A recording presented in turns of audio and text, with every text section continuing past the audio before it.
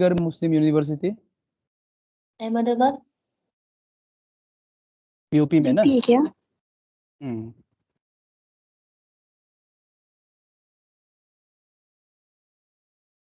UP.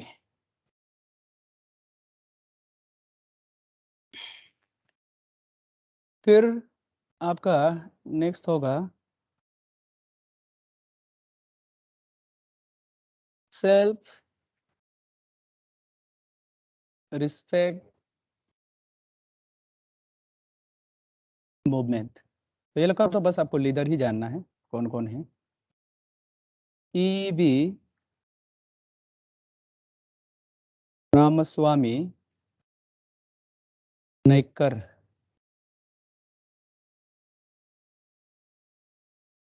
ये है। और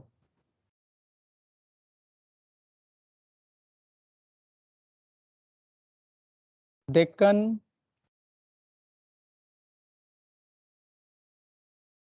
education society,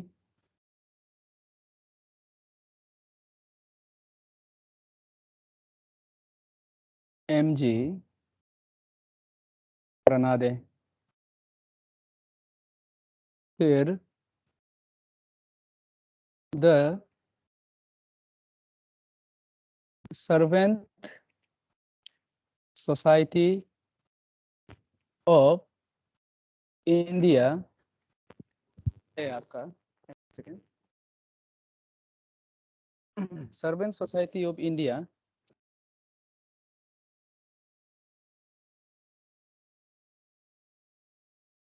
Gopal Krishna Gokhale.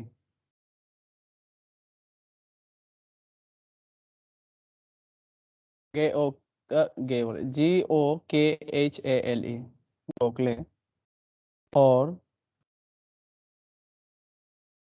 Indian women's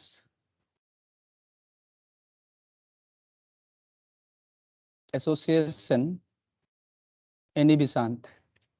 any Besant का बारे आगे पढ़ेगा, बहुत आएगा।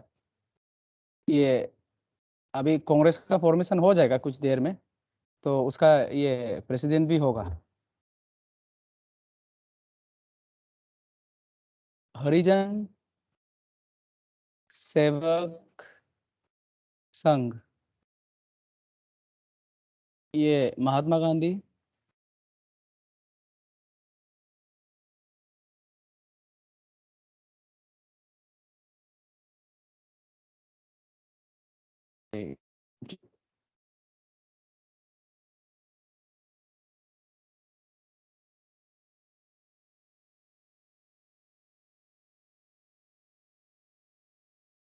खोल लीजिए।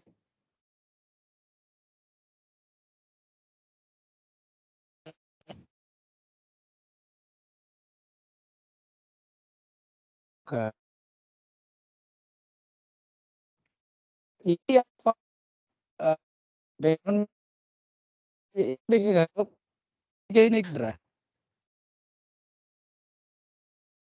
फॉर्मेशन हुआ है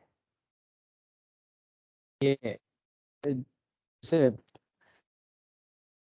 हम लोग का ये अपना नॉलेजेबल बॉडी होना चाहिए जिसमें लोग आप ग्राइड करेगा कहाँ पर।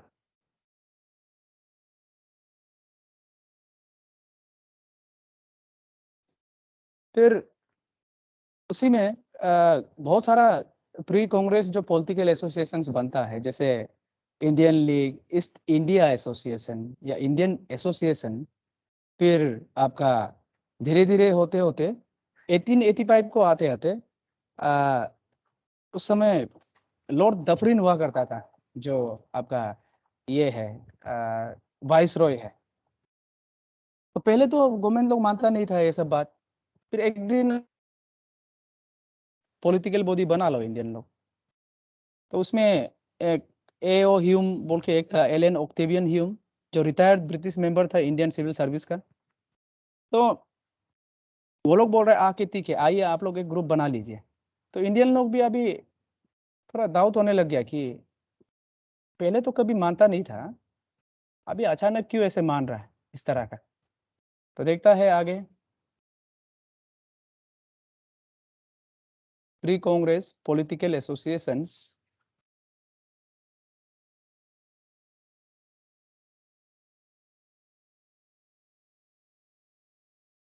मतलब कांग्रेस बनने से पहले, आज जो कांग्रेस है ना वो सेम है, ये लोग ही है, पर चेंजेस बहुत हो गया, वही है। पुराना वाला कांग्रेस अलग था। तो इसमें जैसे प्री कांग्रेस से पहले जो एसोसिएशन जो लोग ट्राई किया था उसको देखिएगा। East India association. तो इसको सीधा सीधा जान लीजिएगा, फाउंडर कौन है? दादाभाई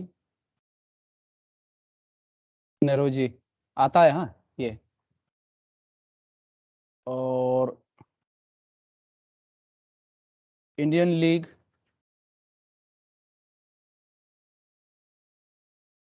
शिशिर कुमार घोष। फिर सबसे जो प्री कांग्रेस पॉलिटिकल जो एसोसिएशन वो लोग ट्राई किया था, उसमें सबसे जो फेमस था वो है इंडियन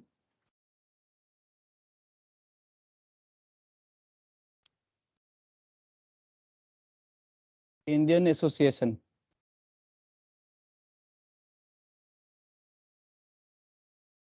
आनंद मोहन बोस और SN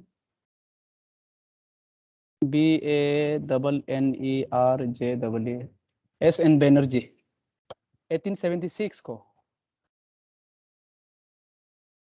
तो 1885 को ब्रिटिश इंडियन नेशनल कांग्रेस का फॉर्मेशन होगा। देखिए आसपास समय है। तो this particular association is actually considered to be the most important pre-Congress political organization, क्योंकि यहाँ डिमांड तो वो लोग पुट नहीं कर, ज्यादा नहीं कर पाया, फिर भी एक अपना ग्रुप फॉर्मेशन तो कर लिया। तो समझ लीजिए कि ये कांग्रेस बनने का एक आपका क्या है, साइन है। अभी इंडियन नेशनल कांग्रेस का फॉर्मेशन होने वाला है।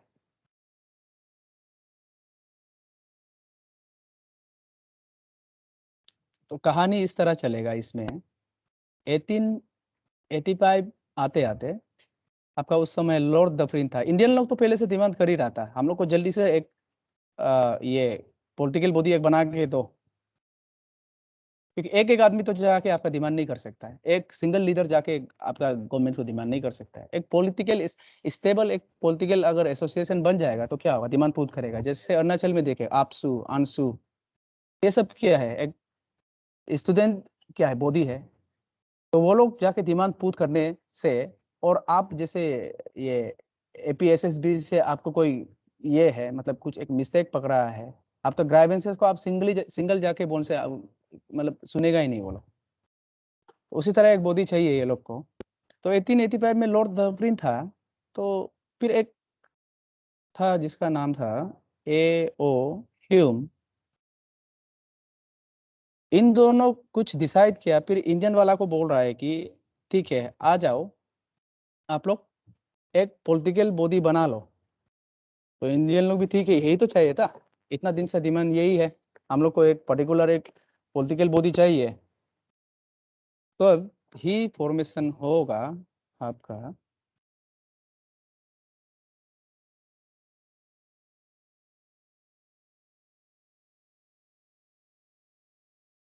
Of INC, Indian national Congress. इसका क्या आता है यहाँ बताएगा। फॉर्म कब हुआ? 28 दिसंबर 1885, याद कीजिएगा डेट। और इसका जो फर्स्ट सेशन है वो भी जानिएगा। फर्स्ट सेशन हुआ आपका बॉम्बे, और प्रेसिडेंट था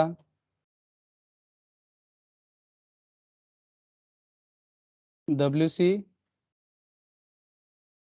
बैनर्जी। कोई बताएगा डेलीगेट्स कितना था? 72। हाँ, गुड, वेरी गुड। ये सवाल भी आ चुका है, इसलिए लिखा रहा है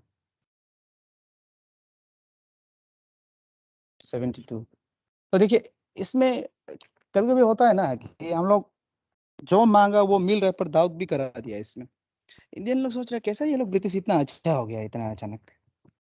तो दादा भाई नेहरू जी जो है एक सेफ्टी वेल्व कंट्रोवर्सी एक लेके आ गया कि शायद ब्रिटिश लोग ऐसा करना चाहता है, दफरिन जो जब भी 1857 जैसा वार दोबारा होगा तो हम लोग को मतलब सेफ्टी वेल्व का जैसे यूज तो नहीं करेगा, इस तरह का क्यूरियस हो रहा है।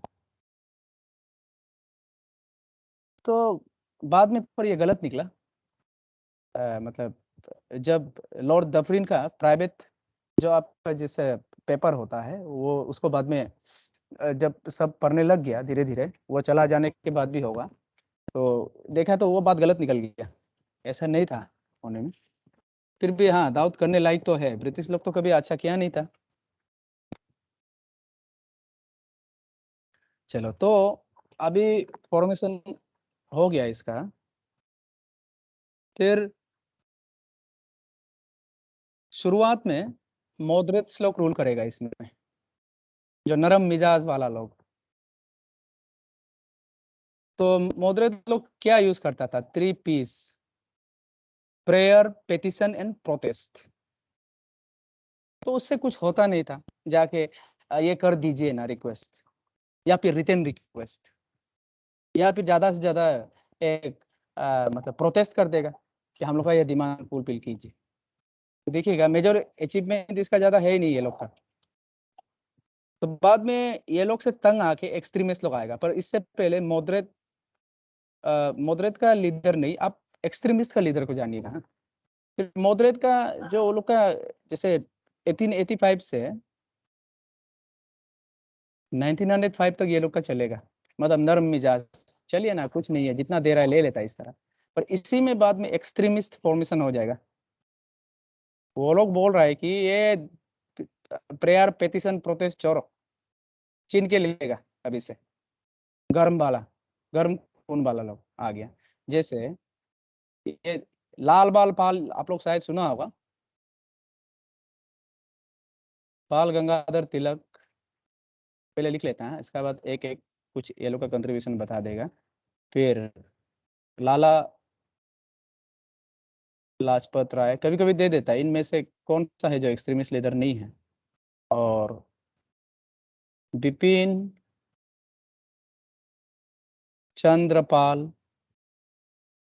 और एक है औरोबिंदो घोष।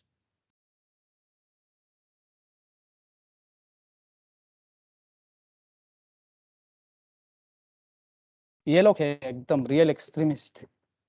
एक्सट्रीमिस्ट का मतलब क्या है? एक्सट्रीम वे मतलब अपनाता है कि ये प्रेयर सेयर को छोड़ो, ब्रिटिश को लड़के लेगा, इस तरह का। तो आगे भी देखेगा इन दोनों में चलते रहेगा, मॉडरेट एक्सट्रीमिस्ट। एक समय तो चप्पल पेका पेकी हो जाएगा दोनों का बीच में, देखिएगा आगे।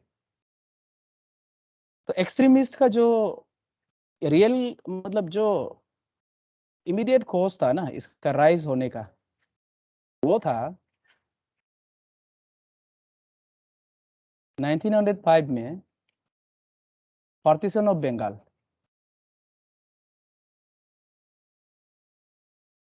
बंगाल को पार्टीशन करेगा बोल रहा है।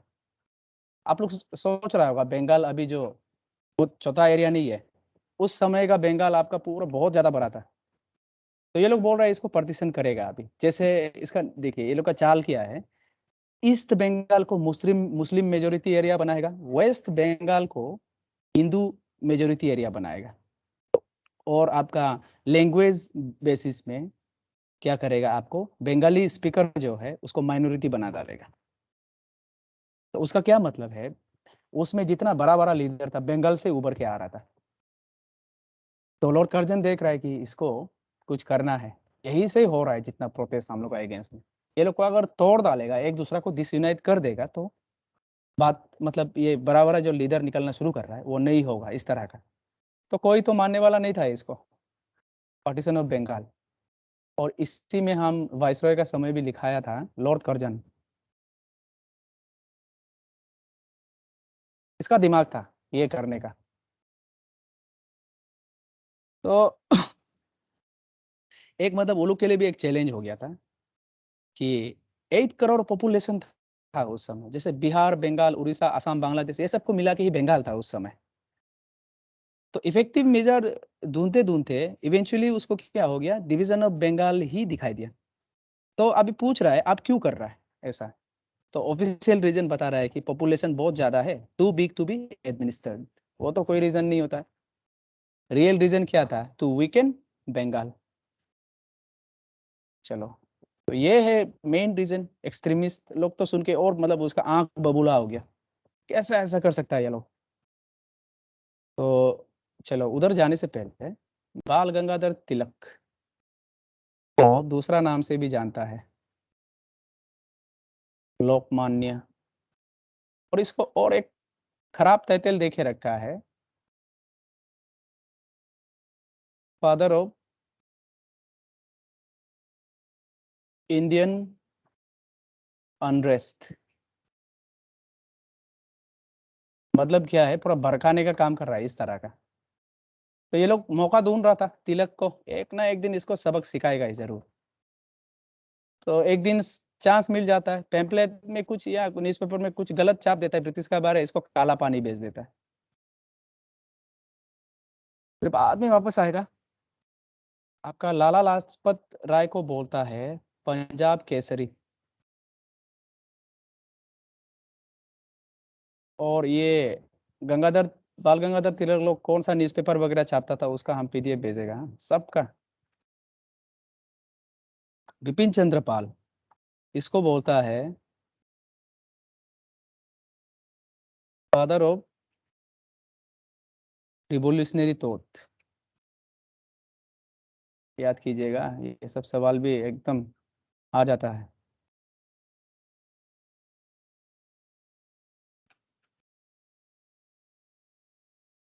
चलो, अरविंदो घोष का तो इससे कुछ जाने का, ये एक्सट्रीमिस्ट है, कुछ बुक भी लिखा है, वो सब पूरा एक साथ भेज देगा। तो पार्टीशन ऑफ बंगाल में फिर हम लोग वापस आ जाता है। तो अभी chief commissioner of Assam, Assam का जो उस समय देखेगा, ये 1900 के आसपास में आसाम का एक चीफ कमिश्नर हुआ करता था, बोला है विलियम वर्ड, उसका आइडिया था, बोला पार्टीशन ऑफ बंगाल 1896 में दिया था।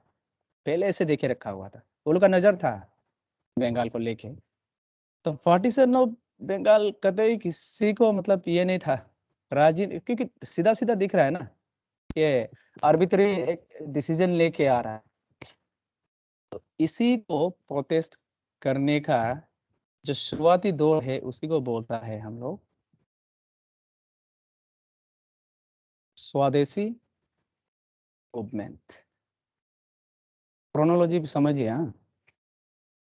तो ऐसे सवाल भी आ जाता है, स्वदेशी मूवमेंट जो 1995 का था, उसका रीजन क्या है मूवमेंट करने का, वो है पार्टीशन ऑफ बंगाल। तो स्वदेशी मूवमेंट बहुत जोर जोर से चला। और देखिए आगे जितना भी प्रोटेस्ट होगा ना, आप लोग सब कॉमन है नहीं लिखा है, आप लोग एक चीज जान लीजिएगा, वो लोग बॉयकॉट करता था सीधा। Foreign goods, government school, college, जितना ब्रिटिश का है नहीं जाएगा अब से। और अगर आपका गुड्स ही नहीं खरीद रहा है इंडियन, तो आप क्या से कमाएगा। फिर जैसे आपका सोल्ट और शुगर को भी नहीं खरीदेगा बोल रहा है। इवन आपका जो धोबी वाला भी बोल रहा है अभी से फॉरेनर का जीन्स वगैरह धोएगा ही नहीं। ये बॉयकॉट चलता था हमेशा। तो ब्रिटिश का भी एकदम जीना हराम हो जाता था। वो लोग यहाँ क्या इंडिया को रूल करने नहीं बैठा है, पैसा कमाने बैठा है, ये जान लीजिएगा, हाँ। एक कंपनी का तौर पे आया था, बिजनेस है ये लोग का। तो अगर बिजनेस ही नहीं चल रहा है तो इंडिया में बेचने का आपका क्या फायदा है। ये है स्वदेशी मूवमेंट, डेट याद कीजिएगा। और इसमें सवाल ऐसे आता है कि स्वदेशी मूवमेंट क्यों शुरू हुआ। और लीडर वगैरह भी है, जैसे पूना और बॉम्बे में तिलक का अंदर, पंजाब में लाला लाजपत राय, दिल्ली में शायद हैदर राजा, मद्रास में चिदम्बरम पिल्लाई। ये सब इतना डीपली तो नहीं घुसेगा, पर आपको इतना जानना है कि स्वदेशी मूवमेंट सबसे पहले शुरू क्यों हुआ, वो है पार्टीशन ऑफ बंगाल का वजह से। और पार्टीशन ऑफ बंगाल का आपको डेट जानना बहुत जरूरी है, कब हुआ। ये है 16th, रख लीजिए। हाँ, ये डेट लोग सीधा सीधा पूछता है पूछने से। 16 अक्टूबर 1905।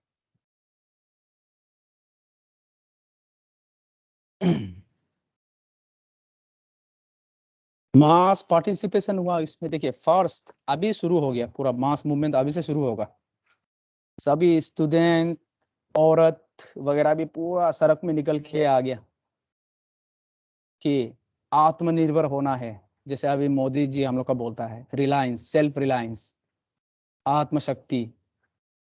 और एम्फेसिस ज्यादा क्या में कर रहा है, सेल्फ रिलायंस में कर रहा है। और नेशनल कॉलेज वगैरह भी खोल रहा है खुद का, कि अभी से ब्रिटिश कॉलेज में मत पढ़िएगा, हम लोग का यहाँ खुद पढ़िए। नेशनल काउंसिल ऑफ एजुकेशन वगैरह सेटअप कर दिया। मास पार्टिसिपेशन हो रहा है, इवन मुस्लिम भी पार्टिसिपेट कर रहा है, वोमेन पार्टिसिपेट कर रहा है, स्टूडेंट पार्टिसिपेट कर रहा है। ब्रिटिश को परेशान करके रखा हुआ है। पर बाद में धीरे धीरे क्या हो जाता है, देखिए इंसान है ना, अब कितना दिन तक लड़ेगा। गवर्नमेंट भी तो मानेगा नहीं, रिलेक्टेंट है एकदम, हार तो मानेगा नहीं। तो क्या हो जाता है, थक जाता है। काम भी तो करना है ना, आप लड़ते रहेगा तो कमाएगा कर।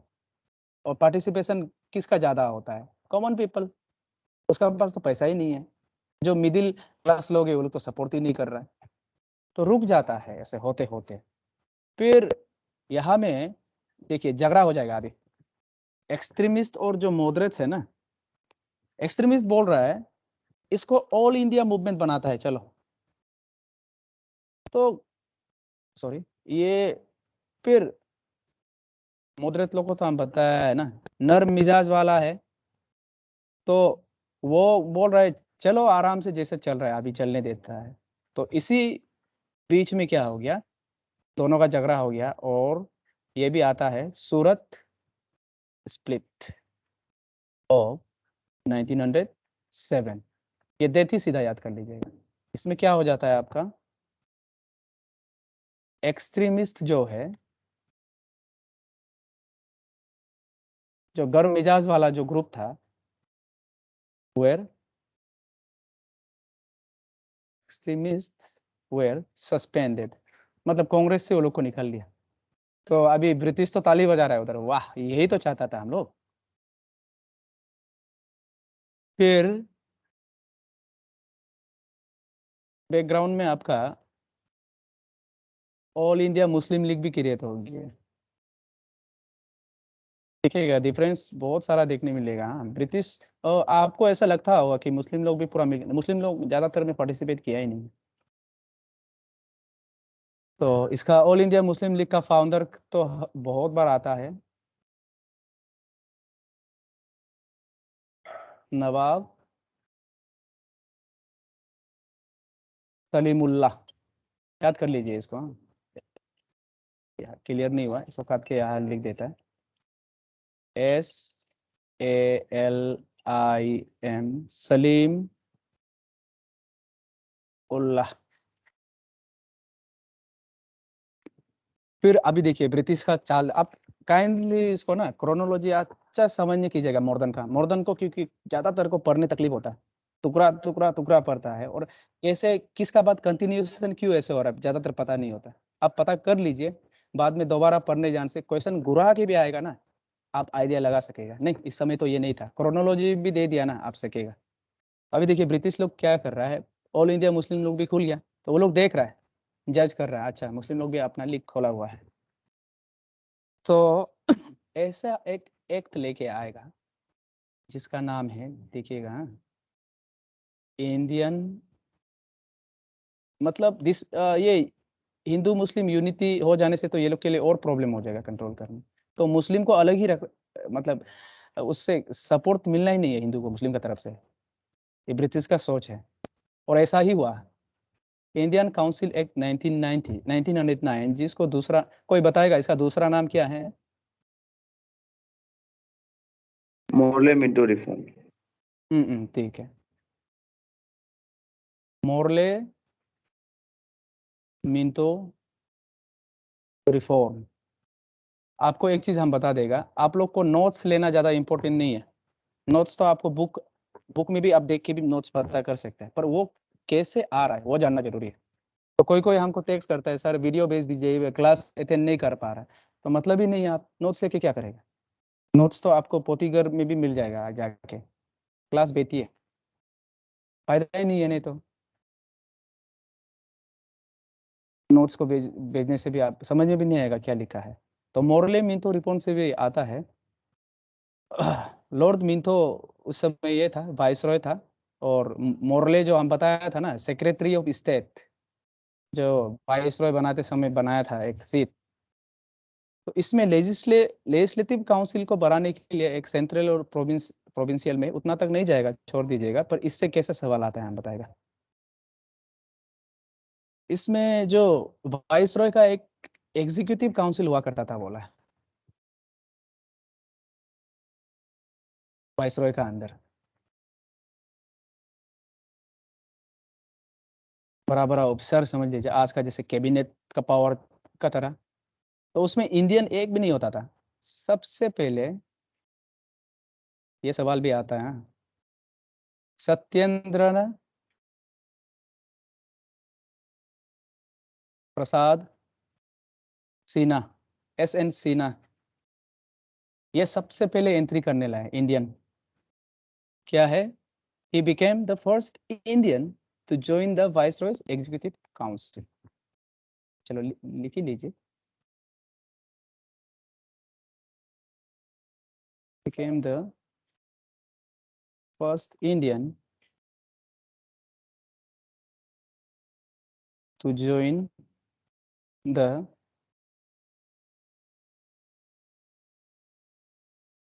became the first, इंडियन लिखा है ना, to join the Viceroy's Executive Council। फिर इसमें और है इंपॉर्टेंट, इसमें क्या कर दिया देखिएगा, ये है बदमाशी, कम्युनल रिप्रेजेंटेशन। ये सवाल बहुत बार आता है। तो क्या कम्युनल रिप्रेजेंटेशन मतलब क्या है आपका? मुस्लिम लोग को सेपरेट इलेक्टोरेट्स दे दिया।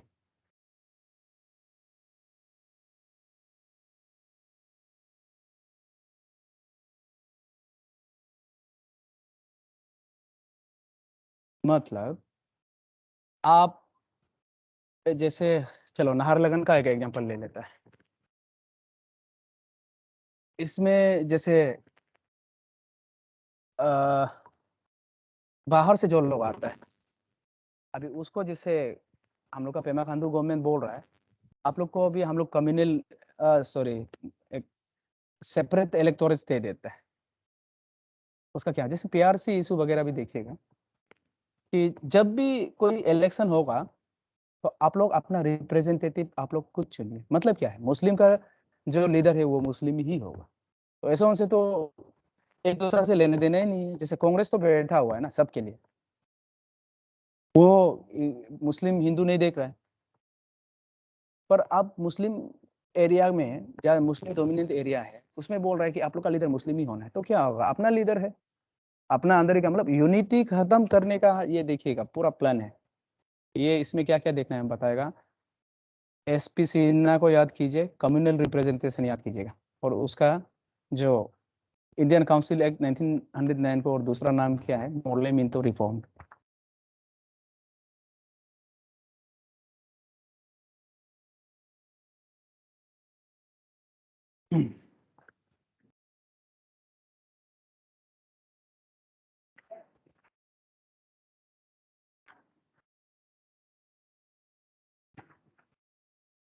चलो नेक्स्ट। इसमें फिर कुछ साल तक हल्का ही पड़ा रहता है, क्योंकि देखिएगा आपका कांग्रेस का फॉर्मेशन तो हुआ था, पर वो लोग भी तो इंसान है ना। एक साल में एक बार मिलेगा, मीटिंग वगैरह करेगा, फिर वापस चला जाएगा। जब तक कोई बहुत बड़ा इशू नहीं क्रिएट कर लेगा, जैसे पार्टीशन ऑफ बंगाल जैसा, वो लोग भी तो चुपचाप ही रहेगा ना, गवर्नमेंट को तो फोक करते नहीं रहेगा। तो कुछ साल बाद देखिएगा होम रूल मूवमेंट लेके आता है, और बैकग्राउंड में आपका वर्ल्ड वॉर 1 चल रहा है।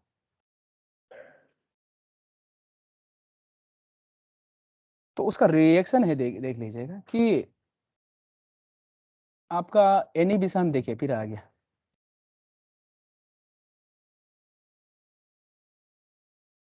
एनी बिसान जो वो एक आयरिश वुमन था, आयरिश लेडी था, जवान में आया था इंडिया में, बुद्धि हो गया यहीं पे।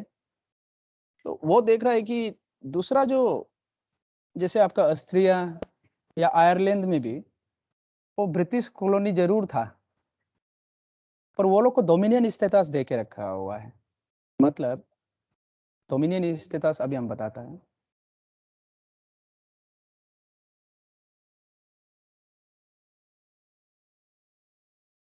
ये है इसका होम रूल मूवमेंट का क्या है, ये एम है, मतलब डिमांड। डोमिनियन स्टेटस का ये मतलब है ब्रिटिश का अंदर ही हम लोग रहेगा, पर अपना कंट्रोल खुद हम लोग चलाएगा इंडिया को, on behalf of British crown. वो है डोमिनियन स्टेटस। तो वो लोग को, दूसरा लोग को तो देखे रखा हुआ है, तो एनी बेसेंट बोल रहा है इंडिया को भी ऐसे देना चाहिए। वही है होम रूल मूवमेंट। तो इसमें आप फिर एक लीडर ज्वाइन हो जाएगा, तिलक। तिलक तो पता है। तो तिलक फिर ज्वाइन करके दोनों अभी बोल रहा है कि हर जगह इंडिया में अभी फैलाता है, और पैम्पलेट वगैरह छाप के जैसे तिलक का बाद में हम बोला था न्यूज़पेपर वगैरह हम भेज देगा, वो केसरी और महारत्ता जैसे पेपर छापता था। और आपका ये एनी बिसांत का भी अपना ये था, लीग फॉर्म कर दिया वो 1916 में। ये दोनों फिर दोनों बात फैला रहा है कि इंडियन वाला को सिखा रहा है कि होम डोमिनियन स्टेटस एक्चुअली होता क्या है। सबको पता होना चाहिए कि ये ब्रिटिश हम लोग को ऐसे दे सकना चाहिए डोमिनियन स्टेटस। इसके बाद डोमिनियन स्टेटस का पूरा डिमांड होगा, आप लोग हम लोग को रूल कीजिए, पर ब्रिटेन से बैठ के रूल कीजिएगा। हम लोग यहाँ का खुद का हम लोग खुद देखेगा आपका अंदर रह के। तो इसमें होम रूल मूवमेंट में फाउंडर आता है ये लोग का, मतलब शुरुआत कौन किया, एनी बेसेंट और तिलक। और डिमांड क्या था, डोमिनियन स्टेटस। इतना जानिए होम रूल मूवमेंट का। क्योंकि तिलक को हम पहले बताया था, वो सेडिशन का चार्जेस में रंगून काला पानी में भेज देता है इसको एक समय 1908 का आसपास, क्योंकि ब्रिटिश तो इसको एम कर रहा था। फिर वहाँ खातिरदारी बहुत अच्छे से किया, धुलाई वगैरह दिया होगा। फिर 1914 जैसे को तिलक फिर जेल से वापस आ गया। देखिए ये फिर चुपचाप भी नहीं बैठ रहा है, इतना साल बैठ के वापस आया, फिर शुरू कर दिया कुछ ना कुछ, पर पहले जितना इतना एक्सट्रीम लेवल में नहीं जा रहा है। फिर एनी बेसेंट भी आपका न्यू इंडिया या कम्युनल कॉमनवेल्थ ये सब में आपका चापा करता था कि ताकि सबको पता चले डोमिनियन स्टेटस भी होता है। फिर अभी बैकग्राउंड में गांधी जी आ चुका है इंडिया में, साउथ अफ्रीका से। वो उधर पूरा सत्याग्रह वगैरह करा रहा है, उधर नॉन कोऑपरेशन मूवमेंट जैसे करा के बैठ रहा है। तो उसको इंडियन वाला लोग बोल रहे हैं कि आपका अपना देश में पूरा हालत खराब पड़ा हुआ है, आप आ जाइए। तो गांधी भी बोला ठीक है, हम आता है, देखता है प्रॉब्लम क्या है। वो आके सीधा मतलब हाँ हम आ गया, चलो अभी तहलका मचा देगा, ऐसे नहीं। आया, 1-2 साल तक पूरा आपका केस स्टडी किया है, वो केस स्टडी कर रहा है कि एग्जैक्ट प्रॉब्लम क्या है, ग्रावेंसेस क्या है इंडिया में। देख, बस्ती बस्ती घूम रहा है कि ये गरीब लोग का मेन ग्रावेंसेस क्या है, और ये लोग किस लिए पार्टिसिपेट कर रहा है, नहीं कर पा रहा है, ये सब वो गांधी जी का है क्या? वो ब्लंडर नहीं करेगा वो सत्य अहिंसा जो उसका नॉन कोऑपरेशन और सॉरी ये क्या बोलता है, नॉन वायलेंस सत्याग्रह ही चलता था। फिर आपका बाद में गांधी बोला है, याद होगा आपका 1907 में स्प्लिट हो गया था एक्सट्रीमिस्ट और ये क्या बोलता है वो मॉडरेट। तो वो लोग को एक पैक्ट लिखाया, लखनऊ पैक्ट 1916। क्योंकि गांधी बता रहा है कि देखिए हम लोग अलग अलग लड़ने से कभी अचीव नहीं कर पाएगा what we are aiming for, that can't be achieved without क्या है, यूनाइटिंग। तो लखनऊ पैक्ट में आपका री एडमिशन कर देता है एक्सट्रीमिस्ट को, निकल गया था याद होगा, री एडमिशन ऑफ द एक्सट्रीमिस्ट। फिर आपका कांग्रेस और मुस्लिम को भी आपका बोल रहा है, अलग अलग करके नहीं लड़ता है, कभी होगा नहीं। और गांधी जी का तो बात सब मानता ही था उस समय कि इतना नाम करके आया है वो साउथ अफ्रीका में। तो ये सब को देखिए ब्रिटिश भी तो जज कर रहा है ना, अच्छा एग्जैक्टली हो क्या रहा है। तो एक समय मोंटेक डिक्लेरेशन एक आएगा, उसमें एनी बेसेंट को बोल रहा है कि हम लोग एक कॉन्स्टिट्यूशनल रिफॉर्म करेगा इंडिया को लेके। चेल्मसफोर्ड, मोंटेक चेल्मसफोर्ड जो है वो बोल रहा है कि एक रिफॉर्म हम लोग लेके आएगा जिसमें इंडियन लोग को भी बहुत सारा को शामिल किया जाएगा। इस तरह का लॉलीपॉप खिला रहा है अभी ये लोग को, कैरोटीन स्टिक टाइप का। फिर बोल रहा है इन रिटर्न आप लोग क्या करना पड़ेगा, ये जो होम रूल मूवमेंट चला रहा है ना उसको डिसकंटिन्यू एबेंडन कीजिएगा। तो विशांत भी मान जाता है, चलो ठीक है, गवर्नमेंट ही ऐसे बोल रहा है तो मतलब एक तरफ से हम लोग का जीत ही हुआ। और तिलक तिलक फिर ये लखनऊ पैक्ट जो अभी हो रहा है इसमें ये भी मुंह छुपा के तो रहा है, क्योंकि एक समय एक्सट्रीमिस्ट और वो जो सूरत स्प्लिट में क्या चप्पल फेंका, तिलक किसी का ऊपर चप्पल फेंक दिया, ऐसे टाइप का केस हो गया। तो अभी ये जब यहाँ एंट्री कर रहा है तो सब बोल रहा है ये वही है ना चप्पल वाला। तो सब हाँ हाँ यही तो है वो चप्पल वाला। तो मतलब यहाँ भी उसका मन नहीं लग रहा है, तो वो सेपरेटली कर रहा है अभी तक उसको, ये होम रूल मूवमेंट को। पर एनिविशन गिव अप कर दिया, चलो कॉन्स्टिट्यूशनल रिफॉर्म होता है तो होने दीजिए। फिर कुछ साल बाद, कुछ साल छोड़ दीजिए, आपका 1 साल में ही सेकेंड स्प्लिट फिर हो जाता है, क्योंकि गांधी बोला है बोल के वो लोग जुड़ गया, पर दिल से तो वो लोग एक दूसरे को मान ही नहीं रहा है ना। सेकेंड स्प्लिट इस समय फिर क्या हो गया, उल्टा हो गया। मॉडरेट्स वर्कड आउट, मॉडरेट लोग पहले एक्सट्रीमिस्ट लोग निकल गया था, अभी ये मॉडरेट लोग निकल गया, हो गया बस करो यार, ये लोग का बात हम लोग नहीं सकेगा इस तरह का। तभी गवर्नमेंट एक एक्ट लेके आएगा जिसको बोलता है गवर्नमेंट ऑफ, क्योंकि ये देखिए एनी बेसेंट को भी वादा कर चुका था वो लोग, गवर्नमेंट ऑफ इंडिया एक्ट 1919, और जिसको बोलता है दूसरा नाम है मोंटेग चेल्मसफोर्ड रिफॉर्म 1909, 1919, 1935 आता है उससे तो एक्ट से। इसमें सबसे ज्यादा आता है दायरकी, कहाँ इंट्रोड्यूस्ड हुआ, कौन सा एक्ट में दायरकी वाज इंट्रोड्यूस्ड।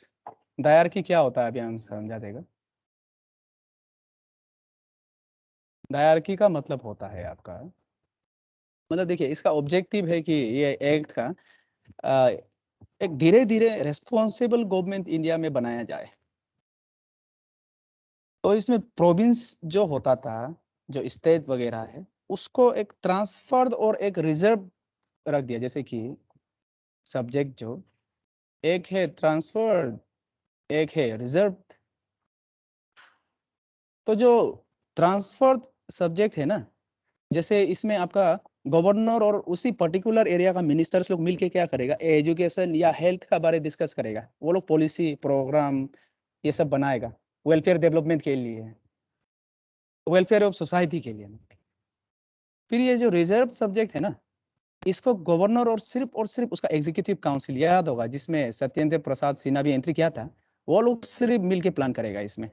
जैसे बड़ा बड़ा चीज banking, revenue, police system, law संभालना, ये लोग करेगा। ये है आपका दायरकी, मतलब डबल डिवीजन। तो इतना रिजर्व ट्रांसफर को छोड़ दीजिए, आप इतना जानिए कि 1919 को दायरकी इंट्रोड्यूस किया है। आते रहता है ये सवाल। और सबसे पहले क्या किया है, इंट्रोड्यूस किया है आपका बाइकैमरलिज्म। कोई बताएगा बाइकैमरलिज्म क्या है? 12 गवर्नमेंट। हाँ 12 गवर्नमेंट, अभी ये चल रहा है इंडिया में? नहीं नहीं चल रहा है। ये चल रहा है सर, लोकसभा राज्यसभा, चल रहा है चल हाँ हाँ। पर उस समय एग्जैक्टली लोकसभा राज्यसभा नहीं बोला था, आप समझने के लिए लिखा रहा है। एक अपर हाउस, सॉरी अपर यहाँ होगा, अपर हाउस और ये है लोअर हाउस। इसमें सबसे इम्पोर्टेंट है डायरकी और बाइकैमरलिज्म, और एक है आवश्यकता है। इसमें बजट वगैरह को भी मतलब वो लोग बोल रहे हैं प्रोविंशियल को अपना बजट तुम लोग बनाइए, मतलब फ्रीडम दे दिया, एक एटलीस्ट डिमांड तो फुलफिल हुआ है। फिर और इंट्रोड्यूस क्या है आपका, आप लोग चिंता मत कीजिए, ये बाइकैमरलिज्म जब पॉलिटी पड़ेगा कुछ दिन में पूरा क्लियर हो जाएगा। डायरेक्ट इलेक्शन, तो डायरेक्ट इलेक्शन कराएगा, इसका क्या मतलब है आपका, मतलब रिप्रेजेंटेटिव आप बनाइए, उसके बाद इलेक्शन करा देता है सीधा। आगे पर कुछ बहुत, इसका साल बाद ही पूरा रेस्टलेस होगा, देखिएगा इसके बाद होते कुछ ना कुछ होते रहेगा। उसका रीजन बहुत बड़ा एक रीजन है, आप देखता है। चलो इसको लिख लीजिए।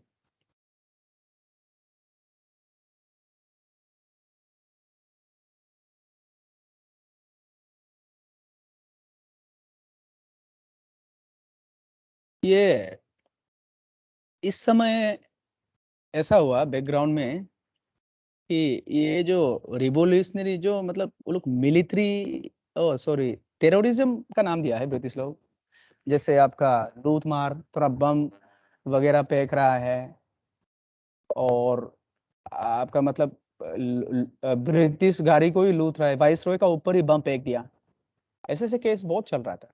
तो उसको कैसे कंट्रोल किया जाए, तो एक वो लोग मैकेनिज्म सेट करना चाहता है ये लोग, वो ब्रिटिश लोग, ये कुछ ज्यादा ही हो रहा है। और प्रॉब्लम ये होता था कि वो सबको ज्यादातर को पकड़ भी नहीं पाता था, तो इसलिए वो लोग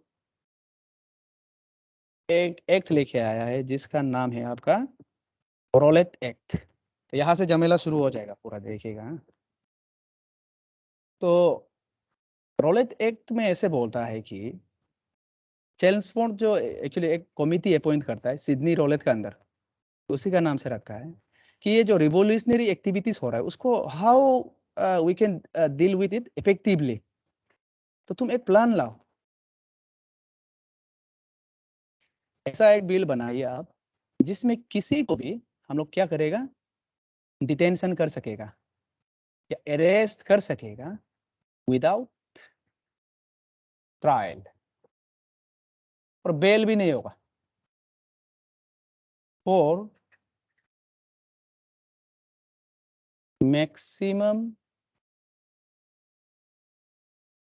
पीरियड ऑफ 2 years।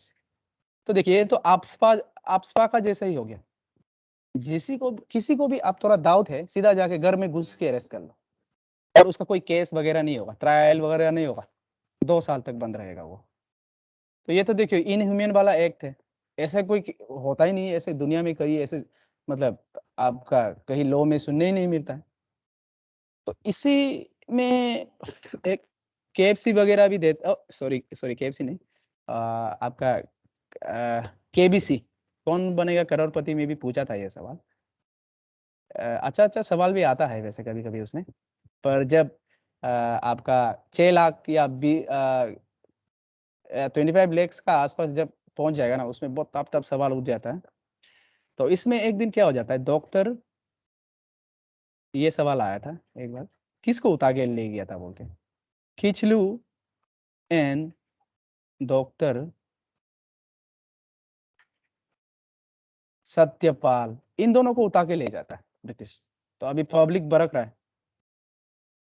कैसे ऐसे कर सकता है आप लोग, तो ब्रिटिश तो सुनने वाला नहीं है फिर। तो मॉब जो इसमें पूरा वायलेंस शुरू कर दिया, गवर्नमेंट बिल्डिंग को जला रहा है, इंग्लिशमैन का मर्डर कर दिया, वुमेन को असल्ट कर रहा है। तो ब्रिटिश भी गुस्सा होके बैठा हुआ है, इंडियन भी गुस्सा है अभी। तभी एक दिन आपका जो बैसाखी होता है, इंडिया में अभी तक मनाता है, बैसाखी जो सेलिब्रेशन होता है, वो दिन अनआर्म्ड वुमेन मैन और आपका चिल्ड्रन वगैरह भी था, वो लोग जमा रहता है कहाँ में, जलियनवाला बाग में, यहाँ बैठ के मीटिंग कर रहा है, या फिर ज्यादातर लोग तो मीटिंग भी नहीं कर रहा है, वो लोग तो पता ही नहीं है कि कहीं मीटिंग भी चल रहा है, घूमने आया है। एक बाग है जालियनवाला बाग, ये इसमें मसाकर होगा अभी, और इसका डेट याद कीजिएगा। हाँ, 13 अप्रैल 1919। तो सब बैठा हुआ था, अचानक घुसा कोई तड़ांग से, गेट को बंद कर दिया, और जनरल डायर, इसका नाम भी याद करना जरूरी है, जो उसको गाइड कर रहा था आर्मी लोग को, वो क्या ऑर्डर दे दिया, ओपन फायर, मारो। तो बेचारा वो लोग तो लाठी तक भी नहीं पकड़ा हुआ है, तो पूरा फायर किया, इतना लोग मार गया। वो लोग का ऑफिशियल रिकॉर्ड में तो 379 मरा है दिखा रहा है, बहुत ज्यादा मरा है बोलता है। और रविंद्रनाथ टैगोर इसको सुनते ही अपना जो नाइटहुड जो दिया था वो ब्रिटिश लोग, उसको भी त्याग दिया, सरेंडर कर दिया। गांधी खोल रहा है, गांधी भी पूरा एकदम शॉकिंग, सब इंडिया ही शॉक्ड हो गया, क्या कर दिया। पहले तो ठीक है, जो प्रोटेस्ट कर रहा था वो लाठी वगैरह तलवार या कुछ भी लेके आता उसको मारता था, वो अलग बात है। यहाँ अनआर्म्ड इनोसेंट लोग को भी गेट लॉक करके पूरा सबको मतलब बंदूक से पूरा भून दिया। अभी इस जो ये आपका जनरल डायर था, ऐसे बोलता है कि इसको अवार्ड वगैरह भी दिया है, इंग्लैंड में बहुत अच्छा काम करके आया है। उधम सिंह बोल के एक था, ढूंढ रहा था इसको, इतना साल से मिल नहीं पाया ये जनरल डायर को। पंजाबी पूरा गरम मिजाज वाला था वो, सिख, ढूंढ रहा था बहुत दिन से। यहाँ इंडिया में बहुत कोशिश किया इसको मारने का, नहीं सका। एक दिन आपका क्या हो गया, ये मिल ही गया, सॉरी इंग्लैंड में जाके इसको गला में चाकू मार के आ गया। आया नहीं, उसको भी उधर ही पकड़ लिया। तो ये कहानी है, अगर इंटरेस्ट है तो आप लोग गूगल वगैरह में देख लीजिएगा,